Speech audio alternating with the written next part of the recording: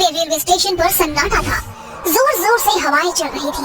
तभी railway station पर एक ट्रेन आकर रुकती है, जिसमें कई सारे पैसेंजर अंदर बैठे होते हैं, लेकिन कोई भी आदमी उस ट्रेन से बाहर नहीं उतरता।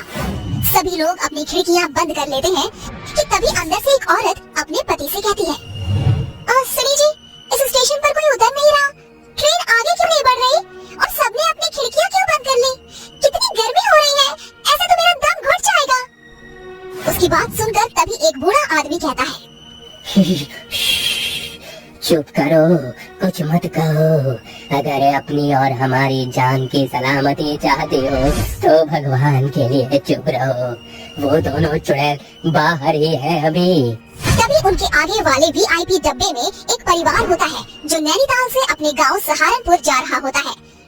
लेकिन एक राघव नाम का लड़का, मैंने पहली बार किसी स्टेशन पर इतना सन्नाटा देखा है। राघव को वहाँ एक कूड़ा उठाने वाली और एक चाय बेचने वाली के अलावा और कोई नहीं दिखता। तभी उसके पास चाय वाली औरत आती है। चाय, गरम चाय वाली, चाय गरम, चाय वाली साहब, गर्मा गर्म चाय ले लो, चाय। अरे सुनो, कितने की चाय है? साहब, केवल 10 रुपए की। ऐसी चाय आपने कहीं नहीं पी होगी। राघव अपनी खिड़की से हाथ निकालकर उस औरत से चाय लेने लगता है, लेकिन वो औरत राघव का हाथ पकड़ लेती है और देखते ही देखते वो एक भयानक चुड़ैल बन जाती है। चुड़ैल? मेरे भगवान, ये चुड़ैल कहाँ से आ गई? बचाओ, अरे मुझे कोई बचाओ। चुड़ैल राघव का हाथ काट देती है, जिसके बाद कूड़ा उठाने वाली चुड़ैल उसकी मुंडी काटकर अपने बोरे में डाल देती है। नहीं छोड़ूंगी, किसी को भी नहीं छोड़ूंगी, सबके सब मरेंगे। राघव के चिल्लाने की आवाज सुनकर डब्बे के सभी लोग जाग जाते हैं और ट्रेन के सभी पैसेंजर बहुत डर जाते हैं। और ट्रेन के चलने के बाद वो बूढ़ा आदमी उस औरत को बताता है, ये कुछ महीने पहले की बात है। संबलपुर गांव से 2 बहनें रीता और सीता शहर जा रही होती हैं। वो दोनों ट्रेन में बैठ जाती हैं, जिसके बाद ट्रेन चलने लगती है। तभी रीता सीता से कहती है, बहन, अगर चाचा ने हमें अपने घर में नहीं रखा तो हम इतने बड़े शहर में क्या करेंगे?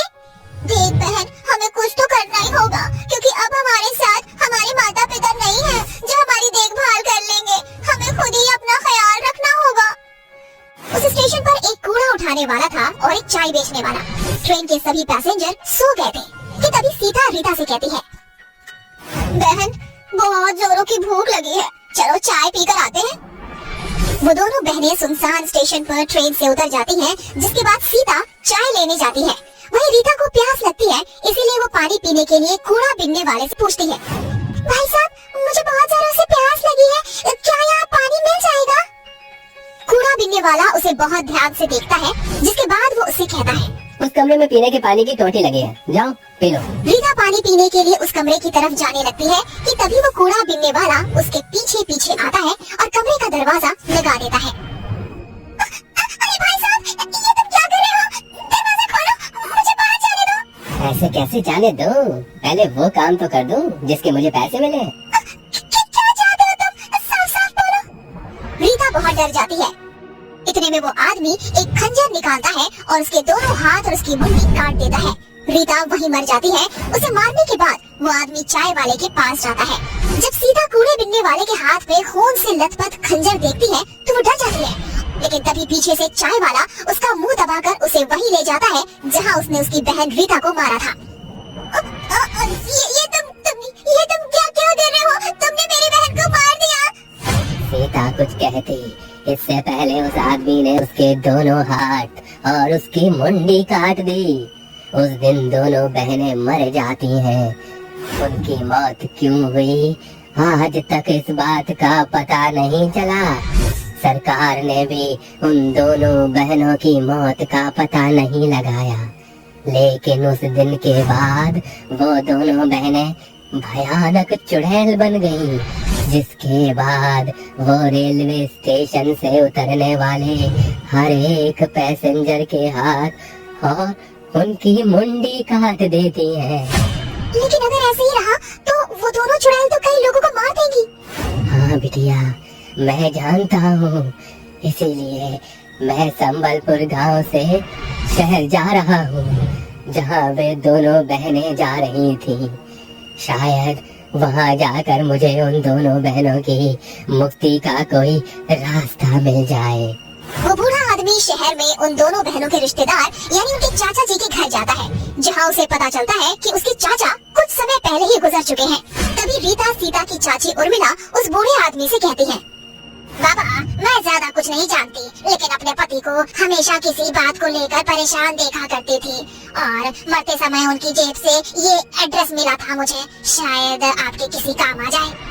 वो बूढ़ा आदमी उस एड्रेस पर पहुंच जाता है, जहां उसे एक बहुत ही जाने माने तांत्रिक बाबा मिलते हैं, जो उस बूढ़े आदमी से कहते हैं, उन दोनों बहनों की मौत उनके चाचा नथु लाल ने करवाई थी। वो चाहते थे कि उनके मरने के बाद गांव की सारी जमीन वो हड़प ले, लेकिन उन दोनों बहनों की मौत के बाद वो दोनों चुड़ैल बन गई और नथुलाल को रेलवे स्टेशन की कहानी पता चली तो उसे डर के मारे हार्ट अटैक आ गया।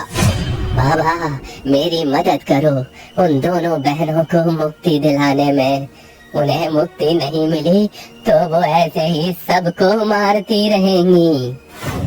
वो बूढ़ा आदमी तांत्रिक बाबा को रेलवे स्टेशन लेकर जाता है और जैसे ही रात के 3 बजते हैं, वो दोनों चुड़ैल सामने आते हैं और जोर जोर से हंसते लगते हैं। चले जाओ यहाँ से, ये रेलवे स्टेशन मेरा है, मैं सबको मार दूंगी। हम तो तुम्हें केवल यहाँ तुम्हारी मौत का कारण बताने आए थे। हमारी मौत का कारण? तांत्रिक उन दोनों को उनकी मौत का कारण बताता है, जिसे सुनकर वो दोनों रोने लगती हैं। तभी तांत्रिक बाबा उसके चाचा नाथूलाल की आत्मा को बुलाते हैं और इसके बाद नाथूलाल गिड़गिड़ाते हुए दोनों चुड़ैलों से माफी मांगता है। बिटिया हमका माफ कर दो, हमसे बहुत बड़ी गलती हो गई। मुझे अपनी गलती का बहुत पछतावा है।